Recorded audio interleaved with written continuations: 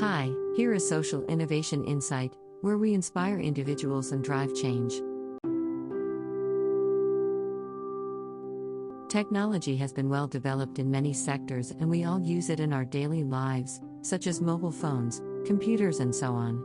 As technology becomes more and more advanced, does that mean life is getting more and more convenient, or is it the other way around, especially in the era of COVID-19? Krugman once said that the inrush of technology in today's society, which is increasingly moving towards digitization in its numerous spheres, information, communication, social relations, leisure, education, the economy, etc., is producing what several authors have called a new industrial revolution. Throughout human history, we have been through two industrial revolutions, and we are now living through a third, technology-driven digitization revolution. Based on history, there are always dramatic changes following a revolution, changes in the production, merchandise, working style, daily life, communication, etc. Right now, the changes are most evident during this pandemic time, when people's lives have been restricted and yet heavily reliant on technology and digitization. Since the pandemic started, schools have been shut down for safety reasons, over 1.2 million children are out of the classroom, and students are forced to attend classes at their homes through the internet and computer. And what about those students who cannot afford to buy computers and pay internet fees? The answer is clear: help is limited even after the government has distributed subsidies. According to a questionnaire of 597 families conducted by the Society for Community Organization in Hong Kong in August 2020, 40.2% of the children said that they lacked internet computers at home and needed to rely on their parents' mobile phones for classes. About 47% of the children said they had no printers and therefore could not print their assignments. In addition to hardware, the network is also a major problem. About 36% of the respondents said that their home has no broadband installed or insufficient data and internet speed to attend classes.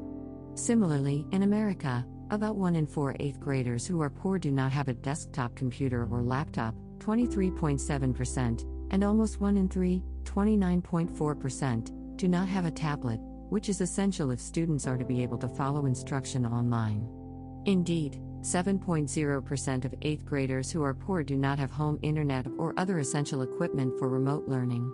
In contrast, only 7.7% of non-poor students lack a desktop or laptop computer, and only a tiny fraction of non-poor students, 1.6%, are without internet access, as reported by the National Assessment of Educational Progress, NAEP, 2017. This year, a Los Angeles Times survey of 45 Southern California school districts found profound differences in distance learning among children attending school districts in high-poverty communities. A significant gap between those from privileged and disadvantaged backgrounds can be found in many other countries, especially in poor and developing countries where resources are scarce. As a result, education has changed dramatically, with the distinctive rise of e-learning leading up to the pandemic. A similar situation can be found in the elderly, who are less technology-focused and lack digitization knowledge even before, during, or after COVID-19. In China, as the pandemic has spread throughout China, the government has issued a health code to track each and every one of its citizens. According to Wikipedia, the health code is used as a personal electronic pass. Applicants can automatically generate a QR code by filling in personal information, health status, travel history, place of residence, and whether they have been in contact with suspected or diagnosed pneumonia patients, etc., to automatically generate a QR code with 3 colors of red, yellow, and green, and dynamically display the personal epidemic risk levels. As of April 2020, more than 200 cities in mainland China have launched health code based on the Alipay platform, and the Epidemic Prevention Health Code based on the Tencent platform has landed in nearly 20 provincial administrative regions, covering more than 300 cities and counties. The elderly often rely on their children to generate the code for them, but some still don't have one.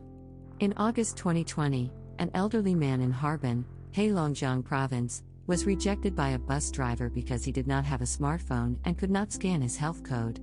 Similarly, Wu Shanzi, who lives in Gojiapu Street, Changde, Hunan, has been suffering from bronchitis for more than 10 years, but he has postponed his plans for medical treatment because he heard that the hospital was strictly managing the health or code during the epidemic, but he did not have such a code. The same thing repeated itself over the course of 2 years during the period of COVID 19 in China. There's not much space for the elderly in digitization. One video went viral in China in November 2020, where an elderly woman was trying to pay for medical insurance under heavy rain, but when she arrived, the staff told her that we do not accept cash and you can either call a relative or pay on your mobile phone, and the video caught the elderly being at a loss. Chinese people are now getting used to paying with their phones, virtual money, and are leading the way in this field, with many other countries likely to follow.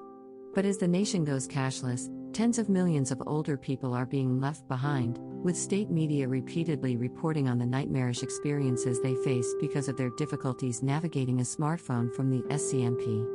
The world is aging, and if we design things that leave the elderly behind, then we will be left behind as well. Technology and digitization is the breakthrough that will truly make our lives easier, but we should also not erase the old ways of interacting and communicating. If the world and each and everyone else has the same level of technological or digital literacy and access, then we are definitely making the world inclusive and equal, but we are not living in a perfect world. In a nutshell, technology has separated people into different categories and levels, and this pandemic is a magnifier that magnifies the existing problems with technology so we can see more clearly. Technology alone cannot make society inclusive, but by considering differences in people and designing for them with a different perspective, we may create an inclusive society where technology is accessible to all. We are Social Innovation Insight, with a special focus on social problems, innovation and ideas, social business, design and etc. If you are interested in any of those topics, please contact us. Have a nice day.